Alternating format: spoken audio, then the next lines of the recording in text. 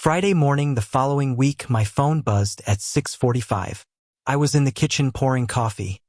Julian was still out cold in the bedroom. The screen said, "Dad." I stared at the name for a few seconds before I swiped to answer. Elias. His voice came through, rougher and thinner than last time. "I'm at Logan. I'm in Boston." I set the mug down harder than I meant to. My grip tightened on the phone. Not a complete shock. He dropped a couple vague might swing by texts over the last few months, but I'd always answered with non-committal bullshit, hoping he'd let it drop. Apparently not. "When did you land?" I asked, trying to keep my voice level. "Plane touched down 30 minutes ago. Waiting on a cab. You free? I'd like to see you." I glanced out the window at Somerville. A light rain tapped the metal awning. Julian was still asleep, but if Dad showed up, that was over. And he'd see everything. "I'm free," I said. "Come straight here. I already sent you the address." "Okay, I'll be there in about an hour." The call ended. I stood in the middle of the kitchen staring at the coffee going cold. It wasn't fear that he'd be a pain in the ass. It was fear he'd finally see me. The cramped apartment, Julian, the life I'd built on my own terms. And then the old script would start. Asking for money, recounting the latest bad beat at the tables, or just looking at me with that mix of pity and disappointment. I walked back to the bedroom and shook Julian awake. He blinked up at me, hair a mess, voice thick with sleep. "What's up?" "My dad's here," I said. "Just landed. He'll be at the door in an hour." Julian sat up fast. No questions, no drama. Just a single nod. "You want me to bounce?" "No," I told him. "Stay. I want you to meet him. I want you to see it." He held my eyes for a long beat. Then another nod. "I'm staying." We moved quickly and quietly. I wiped down the table, stacked the random papers. Julian threw on a clean shirt, started a fresh pot of coffee, dragged an extra chair over to the little dining nook. We didn't talk much. We just did the things. When the buzzer sounded, I opened the door. There he was, small roller suitcase, old jacket fraying at the shoulders, way more silver in his hair than the last time I'd seen him. He looked thinner, cheeks hollowed out from the heart thing. His eyes were red-rimmed. "Son," he said, voice cracking just a little. No hug. He just stood there. "Come in," I said, stepping aside. He walked inside, took a slow look around the place. No comments, no judgment.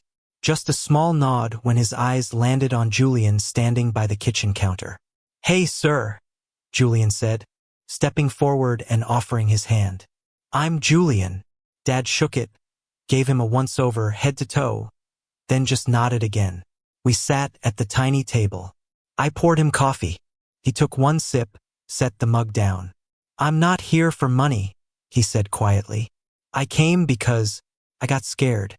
Scared I might not get another chance to see you. After the heart attack, the doc said my ticker's pretty beat up. I figured if something happens, I at least want to look you in the eye one more time." I didn't say anything. Julian settled in the chair next to me. Under the table, his hand found my thigh, just resting there, warm, steady, letting me know he wasn't going anywhere. "You're looking better," I finally said. "But you still need to take it easy." He nodded. "I know. I won't stay long. Just a couple days. I've got a motel near the airport. I won't be in your hair." Julian leaned in, voice soft but sure. "You can stay here if you want. Place is small, but we've got the couch. I can sleep on it." Dad looked at him, really looked. For the first time, the calculation was gone from his eyes. Just exhaustion. "Thank you," he said. "But I'm used to being on my own. I just wanted to sit here for a bit. Talk to my boy." We sat in silence for a while. He told me about Florida, the weather, the doctors, the nights in the hospital bed. No mention of debts.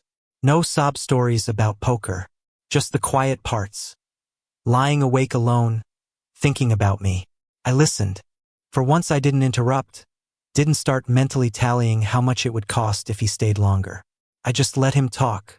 Then he looked straight at me, voice low. "You've changed. You don't carry the same anger anymore. I know I put you through hell, but you're still giving me a chance." I met his eyes. I haven't forgiven everything, but I'm tired of being pissed off forever. He nodded. His eyes got shinier. No tears, though. Julian got up, refilled Dad's water. Dad watched him, then looked back at me. He's good to you, he said. I can see that. Julian sat back down, didn't say a word, just gave a small nod. We stayed like that a little longer. He told me about the stray cat he feeds behind his place. Small, pointless stories, but for once none of them came with a hidden ask. When he finally stood to leave, I walked him to the door. He stopped, turned. I'm proud of you, he said, almost a whisper. Not because you're smart or you've got a good job, just because you're still my son. Even after everything I put you through. I didn't answer, just nodded. He turned, pulled the suitcase behind him. I closed the door and stood there in the hallway, not moving. Julian came out of the kitchen, stepped up behind me. He didn't grab me right away, just rested his hand on my shoulder. I saw it, he said quietly. Not just the stories you told me. I saw it for real. I turned around, looked at him. Thanks for staying. Not behind me, next to me. He nodded. From now on I'm always going to be right here. Not to fix it for you, just to face it with you. We stood there a minute, no more words. Then he pulled me in, arms tight around me. I let my forehead drop to his shoulder, listened to his heartbeat. And for the first time in a long time, I didn't feel like I had to carry the whole damn thing alone, because he was standing right there with me. Saturday night, after Dad headed back to his motel, I got home earlier than usual. No pressing deadline, no endless meeting dragging on.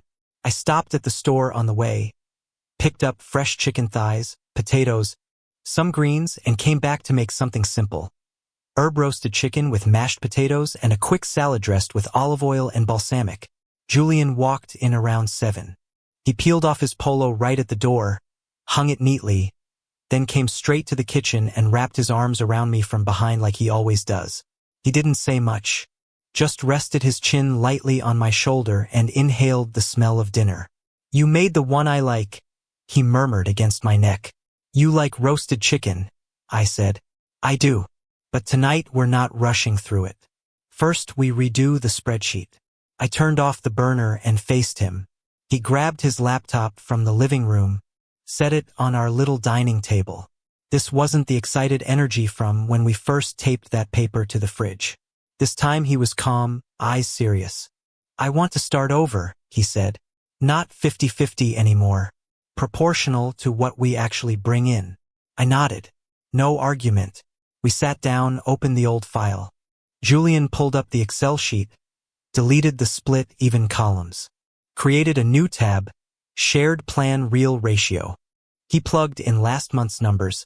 Elias take home, $4,150. Julian take home, $4,380 combined, $8,530 ratio.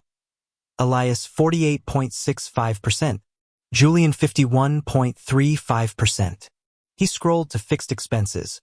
Rent plus utilities, $2,030 groceries/eating out together, $620 gas plus T-Pass, $240 total fixed, $2,890 then the split. Elias, 48.65% times $2,890 is almost equal to $1,406. Julian, 51.35% times $2,890 is almost equal to $1,484. I stared at the numbers. Not because of the money itself, because he'd actually run them, not letting me off easy. He rebuilt the whole system with me. Next, student loans, he continued. I keep the minimum at $400 a month, you keep yours at $400. No change there. But the emergency fund, we contribute by ratio, 48.65% you, 51.35% me. Target $30,000 in 18 months. He scrolled further, added a new section. House savings Quincy or Somerville. Year 3 goal, $120,000 down payment. Monthly contribution, updated September plus $2, $200 total. Elias $900. Julian $1,300 by income ratio. On track for year 3 if we hold pace and get any bonus. He stopped, looked at me. I don't want you feeling like I'm doing you a favor. We designed this together. We both sign off. If any number feels off to you, we change it. I stayed quiet for a minute. Looked at the sheet. Looked at him. The desk lamp threw warm yellow light across his face. Tired eyes, but clear. Looks good to me, I said. But add one line. Quarterly review. Not a one and done. Things change, raises, expenses, maybe a bonus. We recalibrate together. He nodded, typed it in. Saved the file. Shared plan V2 same direction. We sat in silence after that. Not cold silence. The kind that comes after finishing something that actually matters. Ceiling fan humming overhead. Soft rain tapping the Somerville windows. Then he got up, reheated the food. We ate late, the chicken a little cooler now but still good. We ate slowly. No work talk. Just occasional glances, small nods. After dinner he washed dishes. I wiped the table, stacked everything away. We ended up on the couch. Shoulders touching, listening to the rain. He turned toward me. Thank you, he said quietly, for saying it out loud. For giving me the chance to fix it. I looked at him. Thank you for hearing me.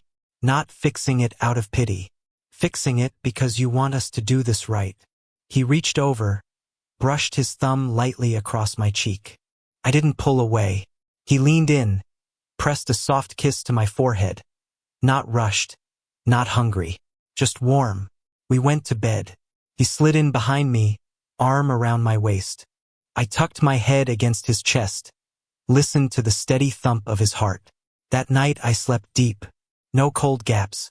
No quiet fear of not being enough. One Tuesday afternoon at the end of September, Boston had that first real bite of fall in the air. Yellow leaves were starting to drift down Highland Avenue in lazy little spirals. I got home early and cooked like usual. Julian walked in later, around 8. He opened the door, shrugged off his coat, hung it neatly on the hook, then came straight to the kitchen. He didn't flash the usual easy smile, just leaned against the counter, phone in hand, eyes fixed on the floor. I saw Marcus today, he said quietly. No preamble. I turned off the burner and faced him. My heart didn't race. It just felt heavier, like I'd been half expecting this. Not a coincidence, he went on.